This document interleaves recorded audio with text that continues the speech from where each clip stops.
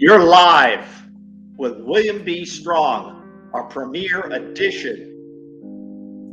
You watch this video, you'll understand more about our subject tonight, the Ukraine. We're near the border between Ukraine and Russia, the front line of a crisis. A couple of hours in that direction, thousands of Russian troops, tanks, artillery are on standby. And also, just a few kilometers in that direction, Putin-backed rebels control the region. Tensions are high, and many on the Ukrainian side think that war is coming. But this is about more than tanks and troops and artillery. This is about power and posturing. So, what's really going on in Ukraine? Crucially, will Vladimir Putin invade? More than 100,000 Russian troops and tanks have taken up positions on Ukraine's border. The US and its allies say they're ready to invade an independent European nation. Vladimir Putin says he's protecting his people, and it's the West who are pushing for a war. Neither side are backing down, as weapons from NATO allies flood into Ukraine to counter the Russian threat. And it's this tension between Putin and NATO that's driving this standoff.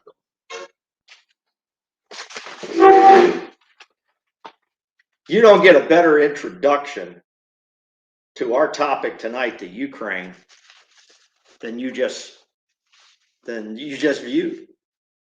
This is William B. Strong. You can call me Will. I'm your host tonight. Thank you for joining me here live on our channel. This is our first show that we've gone live with. Now, we are not a high-tech operation here, okay?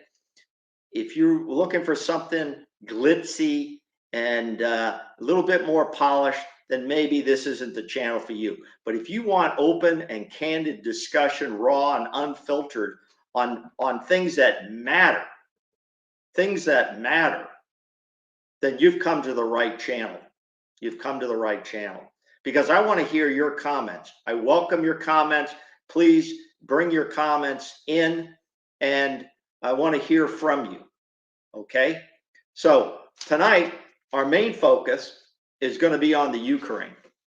Now, it's been in the news every night.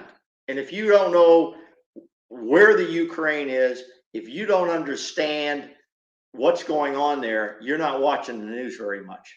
But if you stay with this channel, I'm going to give you the updates that you really need in a short period of time. I welcome your subscription. Hit that like button. Motivate me to do this, because the only reason I do this is for you out there. And I hope you'll join in by letting me know how you feel and what topics you want to discuss here in the future.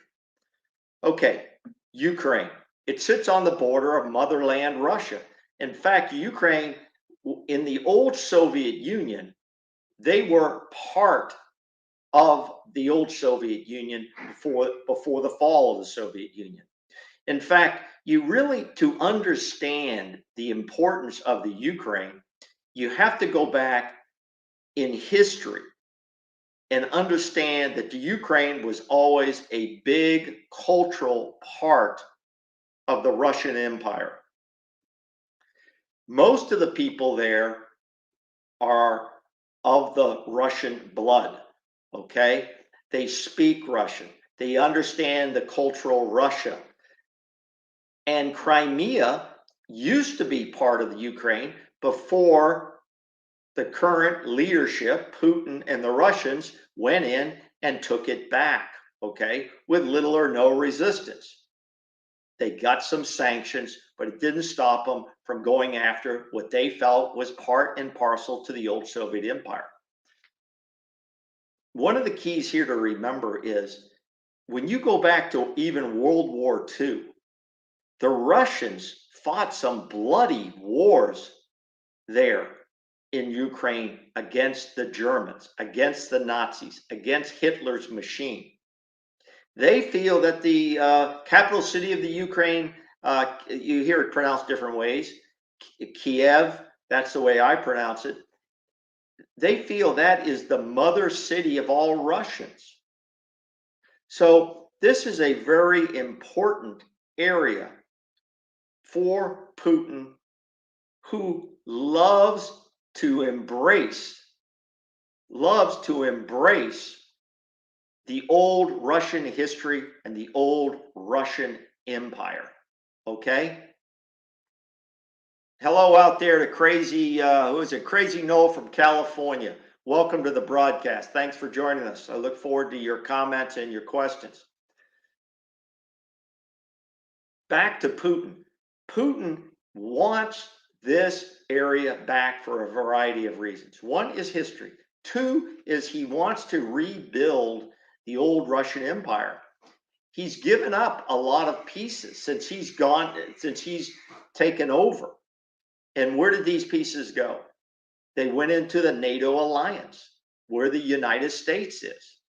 So many of these pieces that used to be the Russian Empire are now in NATO. The Ukraine has also stressed and I guess the word is shown desires to be part of NATO, to be closer to Western Europe, and to build a democratic type country. This is important to understand. So for Putin, this creates a few problems. Another country going into NATO. He is now surrounded by NATO countries along his border, along his western border. This would give anybody a concern. The second thing is, if he is to fulfill his legacy, his dream of reuniting the old Soviet Union, he's got to bring this territory back to him, back to Mother Russia. Well, there's only one way he can achieve this, and that has to be through power and through strength and through going in and taking it. But this presents a problem. How does he justify such a move? How does he justify this move to the rest of the world? When now, in the last few weeks, he said he has no such plans. He has no intentions. He has no plans whatsoever to try to annex the Ukraine back into Mother Russia. Should we believe Putin on this? The history would tell us not to believe him, based on what he said about Crimea, based on what he said when he moved into Georgia. He has a history of not fulfilling some of these obligations. Now that brings us to a very important point that one of our subscribers left in a comment for me this week, and that was about the Budapest Memorandum. The Budapest Memorandum was signed in 1994, and the United States was part of that memorandum with the Ukraine, along with other countries. Now, in that memorandum, it said the United States and NATO would give assurances to protect the Ukraine, to help protect the Ukraine, but they did not give guarantees that NATO forces would intervene in any invasion by another country, because the Ukraine is not currently a NATO ally. So there's no obligation on the part of NATO to go in with an armed force to rescue the Ukraine from anybody, including the Russians. Now, Biden and the NATO allies have pretty much said they're not going to intervene if the Russians come in. The only intervention will take place will be sanctions, economic and financial sanctions on the Russians themselves and on Putin and his cronies. Okay, they could block bank accounts. There could be tremendous types of no trade in certain areas that would start to cripple and have major negative impacts on the Russian economy. So that's what they're looking at. And that's important to understand. Now, Putin understands that too, because at least Biden has said it publicly, we're not sending troops into Ukraine to fight the Russians. Now, the U.S. is sending troops,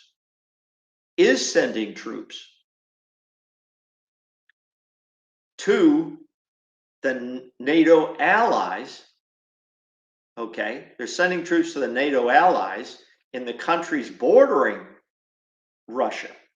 This is to show our NATO allies, especially the newer ones, Poland and Romania, who used to be part of the Soviet Union, show them that we will abide by the NATO treaty, which says we're there to help you, we're there to secure your future if the Russians were to decide to move into your countries.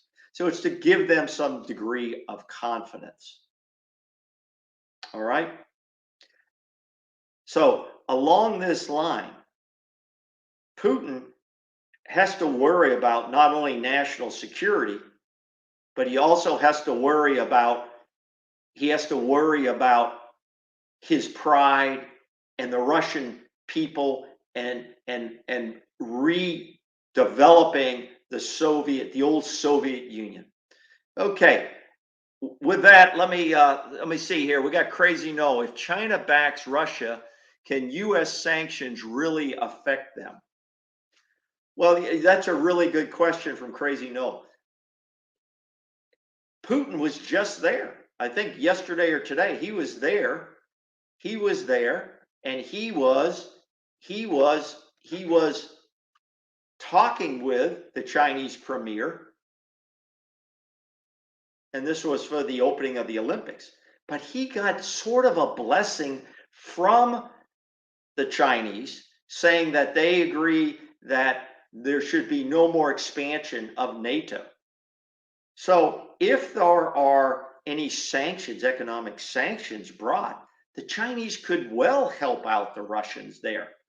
The question is, would they do so? What would that do to the Chinese image, especially in NATO, especially in the United Nations? Because you know the United Nations will react very violently if the Russians go in there.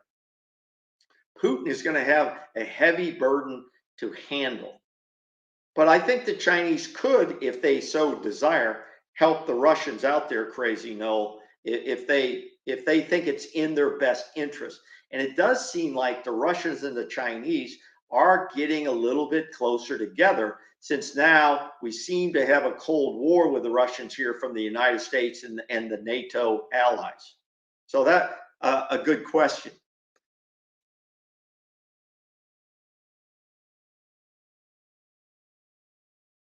Let me go back to what I was saying before. The troops now that have come from the United States, there's been several thousand. They're not there to fight the Russians. Let's make sure that's clear. So no one in the United States needs to get excited about that. Now, some of the NATO allies have not been as enthusiastic about joining this effort at all. Okay, the Germans, Merkel and the Germans, Germany, have not weighed in on this. In fact, they've shown a desire not to get involved. All right. They've shown a desire not to get involved. So that's at least one country. The UK is standing with the United States and is willing to send forces. The Canadians are willing to send some forces. But usually these forces don't amount to too many. The US, like always, will have to carry the burden. They'll have to carry the burden of any interaction they may have with an invading force if that order is given. Okay. Now, one of the things that has come up too is this matter that has been in the US press now today and yesterday, and that is about a staged Russian disinformation propaganda act, which would then justify them to invade the Ukraine. Now, the accusation is that there is intelligence from the UK and the United States. They have this intelligence that says the Russians will stage such an event. Now, the question in my mind is it true that they really do have intelligence?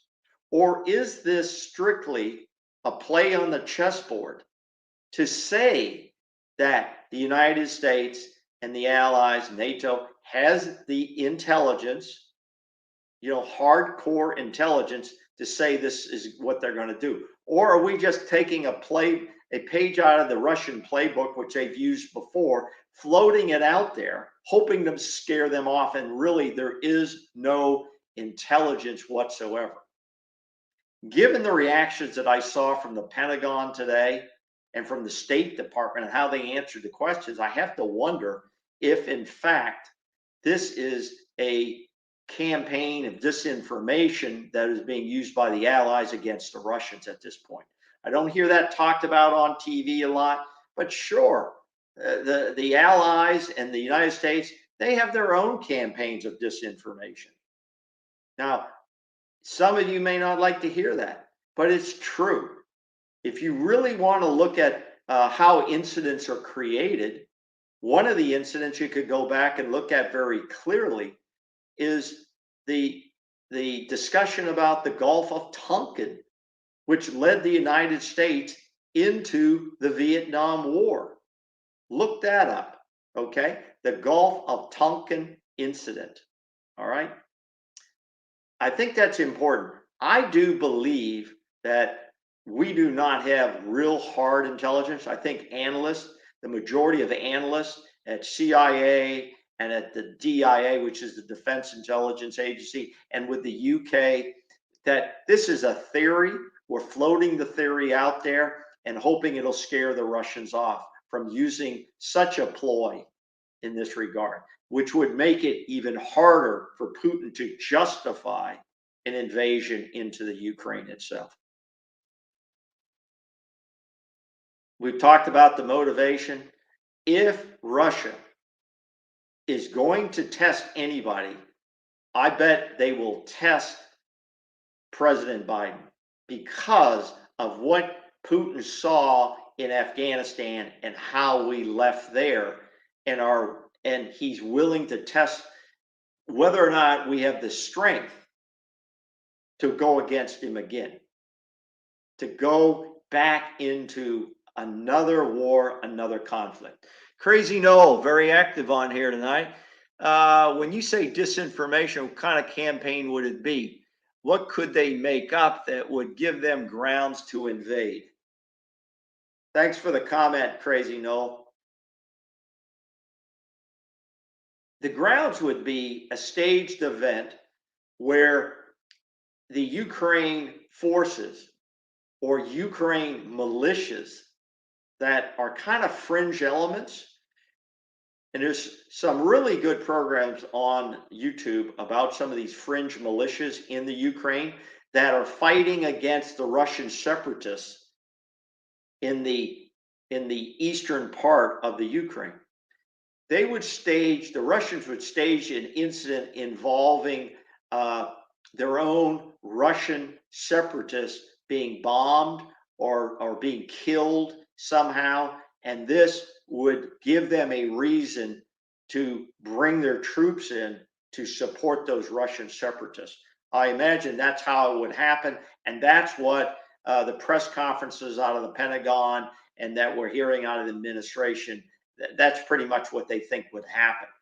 Okay, so in that regard, that's what we'd be looking for there. But there's a lot more complex nature of this Ukraine thing than most of us know or most of us really want to understand. I encourage each and every one of you, if you have more interest, is to get on YouTube and dig out other information on Ukraine. You'll find it very interesting, especially the bloody wars that took place there, the bloody combat that took place there during World War II, and how important this country really is to the Russians.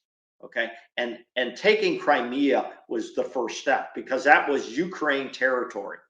So that started real problems right there.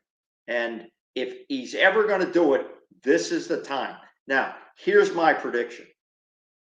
I do not believe the Russians will invade the Ukraine anytime in the near future, in the next few months. I don't believe that's going to happen because Putin and some of his top officials have come out and told the world, we have no interest in that. We're not here for that. we're putting troops along our border for exercises and for more border security. So if he comes out and does invade, even over some incident, he's going to have a lot to answer for, and his credibility, if he has any left, will be gone. It'll be totally gone, totally gone. All right. So I don't think he's going to do that. Plus, with the Olympics going on for the next 2.5, 3 weeks, I don't think you're going to see any action whatsoever. He doesn't want to upset or take recognition away from his new friend, the Chinese. He doesn't want to do that. Now, he could take his troops away and come back, of course, at any time. And I think that's got to be on his mind. Plus, he's got to have it on his mind. What if they get invited into NATO? So he doesn't want that to happen. He is looking for assurances from the United States and NATO allies that they will never invite Ukraine in. Biden and the US have already turned that down, and the NATO allies have said that's not going to happen. Any country in Europe can be asked to become part of NATO. That's their policy, clean and simple. That's all I'm going to focus on tonight on the Ukraine. But there's a lot more to come, and we'll keep you updated here at the channel. Now, a couple other things I want to point out that I put up some videos this week on. One was Joe Rogan. Let's talk about Joe Rogan for a minute. Joe Rogan was accused, and if you I'd go and watch the video. Joe Rogan was in the news because he was accused of putting out misinformation, bad information, anything you want to call it, in a deliberate fashion about COVID-19 vaccinations. Okay? Now, if you've watched Joe Rogan, you know he's very controversial. His whole show is very controversial. He brings in millions of viewers. He's an entertaining guy. He's now under contract with Spotify for about $100 million. So there's a lot at stake here for Spotify, for Joe Rogan, for freedom of information, freedom of speech. Did Joe Rogan cross the line? I don't think he did. I don't think he was offering any more than opinion, just like everyone else has offered opinion on COVID. All right. We started out with President Trump offering some quacky remarks and opinions about how to handle COVID. Dr. Fauci, bouncing around in terms of what he thought was best in how to handle COVID. 1 mask, 2 masks, cloth mask, N95 mask. These are all opinions. I don't think Joe Rogan was doing anything more than offering an opinion, but he got woke. And what I mean by that is enough people complained to one doctor who turned that into multiple doctors, a couple of hundred doctors, who then went to Spotify and said, we want this guy taken down. Spotify is not going to take down their number one guy. There's too much at stake. Too much at stake. So what they did is they got Rogan to give an apology. His apology was pretty watered down, but I think it was okay. He's controversial. He'll always be controversial, and he's always expressing his opinion. Isn't that what freedom of speech is about? If you don't like what he says about vaccinations, you don't have to follow it. I got vaccinated. I've been boosted, but I'll watch Joe Rogan. I'm not going to complain about it because he's giving his opinion. Your doctor may tell you that not to get vaccinated. That doesn't mean his opinion isn't any good. It's up to you to make your decision, not based on other people's opinions. You've got to do the research. And that's what I suggest that you do. Whoopi Goldberg. She makes me sick. I'm not going to spend a lot of time on it. Her show, The View, with those other talking heads, is a complete joke and a waste of time. Whoopi Goldberg said that race had nothing to do with Hitler and the Nazis or the Jewish Holocaust. Do I need to say any more? She is a complete idiot. She's not very smart, okay? She doesn't know her history. And to say that and not one of the other heads on that show interrupt her is amazing to me. Is amazing to me. And there's Whoopi right now, okay? You know, it's amazing that no one interrupted her to correct her on the air. Well, now she's been suspended, and rightfully so. But now she's doubling down, saying, I'm embarrassed of all of this, and I'm probably going to quit the show. Well, nobody cares, Whoopi. Nobody cares. And please do quit the show. The last thing I want to do for tonight's show is talk about a big shout out to U.S. Special Forces for taking down one of the bad guys in Syria earlier this week. They took down the current head of ISIS. There'll be another head. They grow another head, okay? But we took down the current head of ISIS to continue to dismantle this ISIS network. So super congratulations go out to the administration and Joe Biden and special ops who were there to pull the triggers. We don't need to talk about that any further, but we know that our troops are in harm's way every day, and we need to give a blessing out to them and say prayers for them. And I salute those troops out there. I want to thank you all. And here's a picture of Biden in the Situation Room when that went down, when the mission went down, and when they blew up the building. Okay? The building was actually blown up by the ISIS leader himself.